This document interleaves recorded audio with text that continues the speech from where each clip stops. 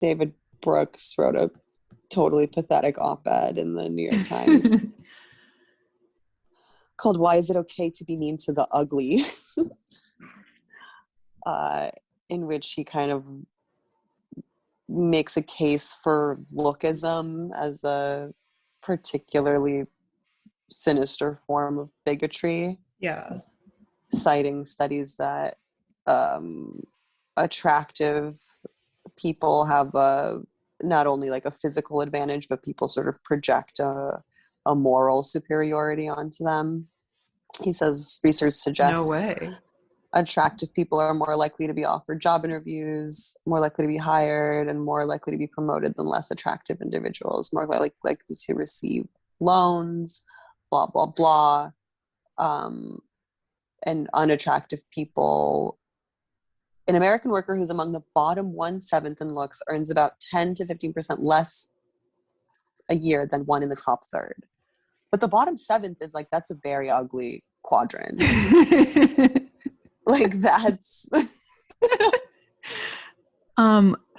okay, my big question is who decides who counts as unattractive in these surveys and studies? Like, who's the faceless committee behind the mirrored glass? Yeah, Sitting like there deciding who makes the cut. They'll allude to like facial symmetry and stuff, but I know firsthand that attractiveness really transcends like symmetry. It's really more of like a vibe that people are basically kind of free to cultivate. I think I don't find McAfee attractive, but seeing photos of him younger and then older, I think he became more attractive, even though like objectively by some like committee's metric, you would be less attractive as you age. But I think becoming more of oneself makes someone more attractive, actually. Yeah, becoming more of like a I don't really buy pirate.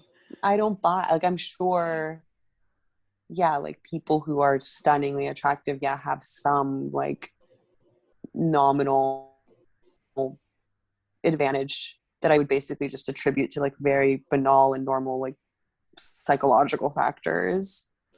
Yeah. But for the most part, I think people who aren't like totally conventionally attractive or have like an awkward adolescence or early adulthood are more motivated to be successful in other realms and to like cultivate traits that endear people to them in spite of them not being like a perfect 10 or something, you know? Yeah, like and being maybe a podcaster or like starting a great podcast. Yeah, and they or maybe making an independent film.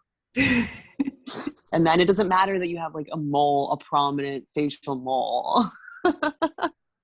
Yeah. You compensate through more ephemeral cerebral measures or something. Yeah, my faint mustache and Groucho Marx nose has not stopped me from achieving what I've wanted to achieve in life.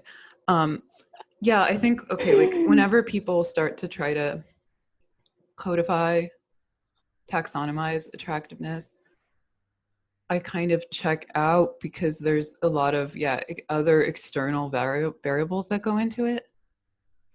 Like confidence is really key. Exactly. I understand the argument that, you know, if you grew up with the feeling that you were unattractive, that might pay negative dividends in the future because you suffer from like a lack of confidence or something. Right. But that's difficult to attribute to like an actual kind of like bigotry or active prejudice. Yeah, I mean, like, again, like I'm going to quote Dr. Maya Angelou, who said that, you know, it's not what people do or say, it's how they make you feel in the end. And I think like if you have a kind of like big and warm personality, that goes a lot farther than being merely hot. Exactly. And I would actually also like devil's advocate and say that like personally, the people that I've encountered who have the lowest self-esteem very often are like beautiful women who like Mm. they're used to valuing themselves strictly on the basis of their looks, and they're almost like shy and receding, especially like beautiful tall people. Interesting. Yeah. I Yeah, I mean, know what like, you mean.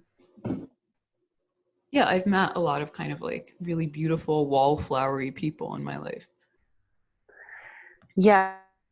And like I've often found myself more attracted to, yeah, someone with kind of like a scrappy confidence Yeah, and also, rather than like a pristine physical beauty. yeah, and like more importantly, I wonder why David Brooks of all people is writing this op-ed now. It's like a weird subject matter for David Brooks. I did wonder, yeah, like what Yeah, he was on about. It seems like he's like smoked weed or something and had a hot take yeah. that he wanted to expand upon. He Well, he he makes the case that we are a pagan culture. yeah. And he says pagan culture holds up a certain ideal hero, those who are genetically endowed in the realms of athleticism, intelligence, and beauty. This culture looks at obesity as a moral weakness and a sign that you're in a lower social class. Yeah, Our pagan culture places, like, I don't even know what reality he's referring to. yeah, I would argue that I'm not even sure this is true anymore. I think for the first time in history, we actually identify with like weakness and ugliness on a cultural level, or at least like in the mainstream Yeah. media. And also like, um, yeah, I don't know. It's funny because it's like David Brooks discovers kind of the natural, irreducible hierarchy, like biological hierarchy that can't be gamed by like equality or democracy. Like some people are hotter than others. Yeah, exactly. I love this part. Why are we so blasé about this kind of discrimination? Maybe people think lookism is baked into human nature and there's not so much they can do about it. Maybe it's because there's no national association of ugly people lobbying for a change. And I was like, wrong, wrong. This is like the whole purpose of Jamila Jamil's foundation. Mm-hmm. I weigh. Yeah. And that's, I mean, yeah, and there is so much, it's not like lookism per se, but that's fundamentally what like fat acceptance, fat activism is about.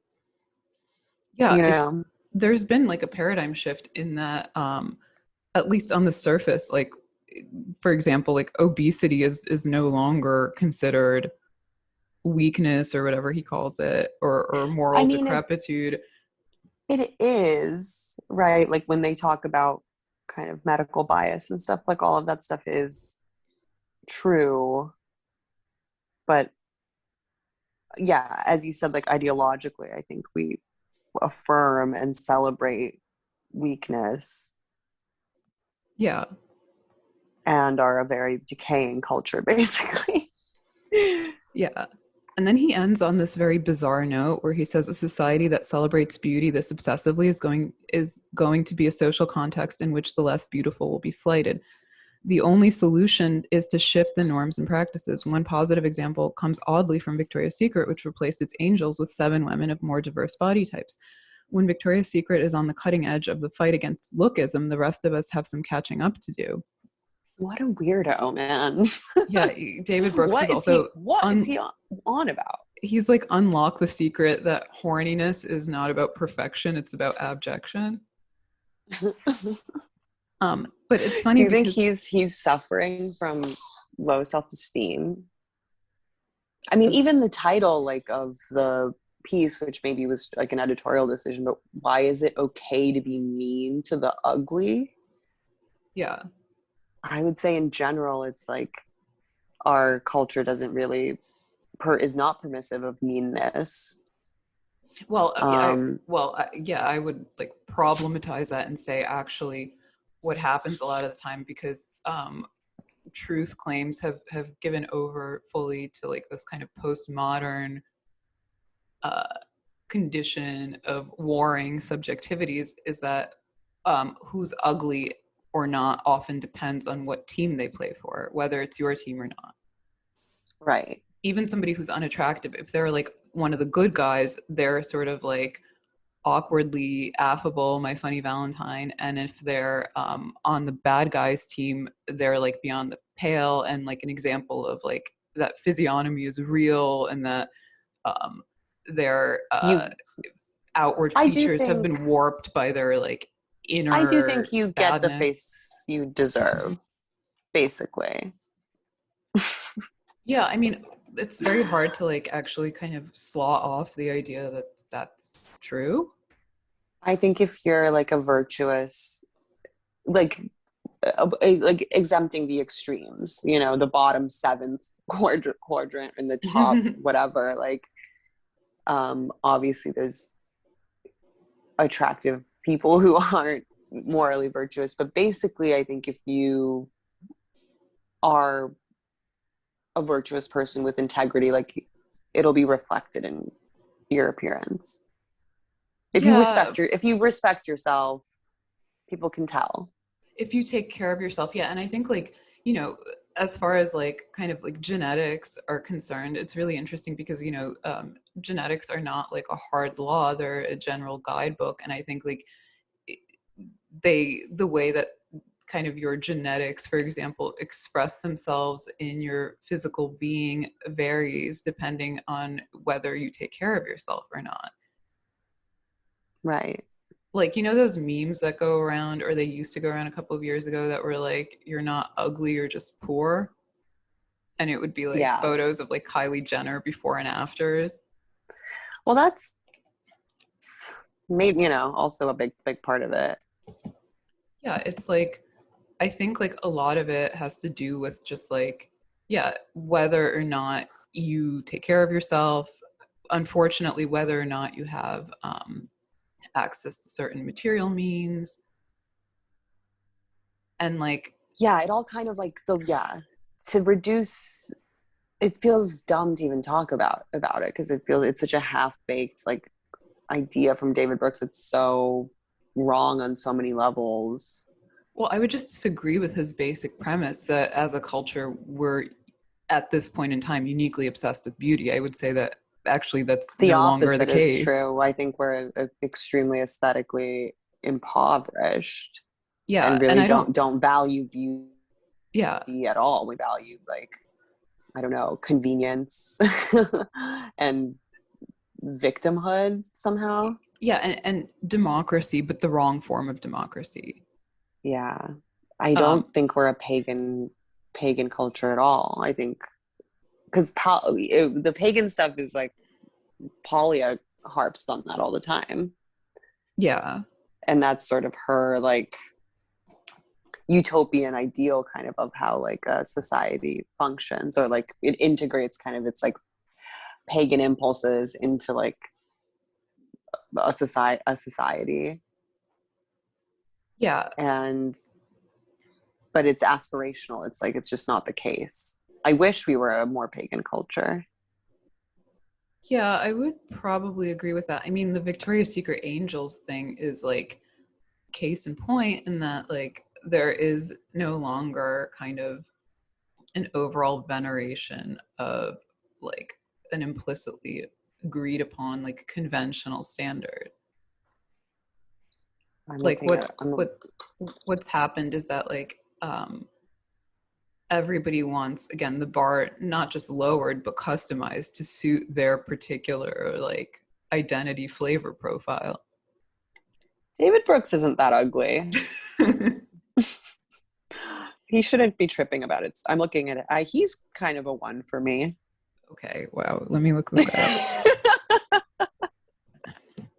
um he's, I mean, he's just like he's a guy who would never be appraised by those criteria in the first place because he's like a middle-aged white guy who's like, He's certainly not in the bottom seventh yeah, but attractiveness scale. yeah, but I I think mean, most people, it really is like a bell curve, you it know, is, and most yeah, people are kind of somewhere in the middle and it's fine and they don't have the advantages maybe of being a great beauty, but they also aren't disadvantaged by yeah, like some facial deformity or like extreme asymmetry or something. It's most people fall somewhere in the middle and that and lookism is basically irrelevant in that case. Yeah, and by the way, it's like the bell curve, like you know, at one end of the extreme you have people who are like, I guess, really ugly because they're like physically deformed, and nobody makes fun of those people because everybody feels sorry for them and understands that it's like not their fault. And also on the other extreme, you have like the extremely beautiful top 1 percentile of people who are also freaks of nature because all of their genetics aligned fortuitously, which is very hard to do. Most people have like a mix of like attractive and unattractive attributes, right? Like Mm-hmm. you have like And the pretty, thing, the whole, yeah. yeah, like you have pretty eyes but weird teeth, or you have like a Well, nice body but bad skin or something like that, you know? yeah. And attractiveness is really about the gestalt and kind of an impression Yeah. that is made.